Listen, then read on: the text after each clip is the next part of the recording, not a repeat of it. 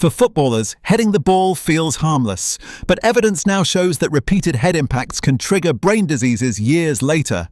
The danger has been known for almost 100 years. In 1928, doctors described boxers who became punch-drunk, later diagnosed with dementia pugilistica. For a long time, scientists thought this was limited to boxing. That changed in the 2000s. Former England footballer Jeff Astle died from early-onset dementia.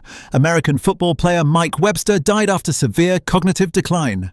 Their brains showed chronic traumatic encephalopathy, or CTE, a degenerative brain disease caused by repeated head impacts.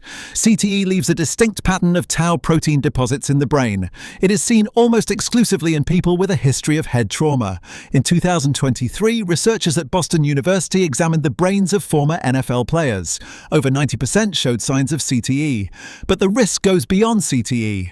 A major Scottish study comparing 8,000 former professional footballers with the general population found they were 5 times more likely to develop Alzheimer's, 4 times more likely to develop motor neuron disease, twice as likely to develop Parkinson's. Defenders had the highest risk. Goalkeepers had almost none.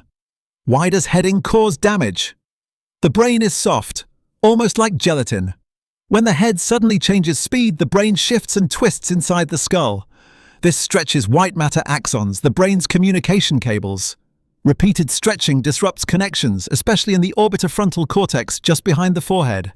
MRI studies show that players who head the ball thousands of times a year already have detectable brain changes, even without symptoms. Over time, this damage may trigger chronic inflammation, blood vessel leakage, and neuronal death, setting the stage for neurodegenerative disease. What can be done? Youth football in the UK has removed heading entirely. Training sessions now limit headers since most impacts happen outside matches. The conclusion is uncomfortable, but clear. Repeated head impacts don't just cause short-term injury. They can quietly reshape the brain, and the consequences may not appear for decades.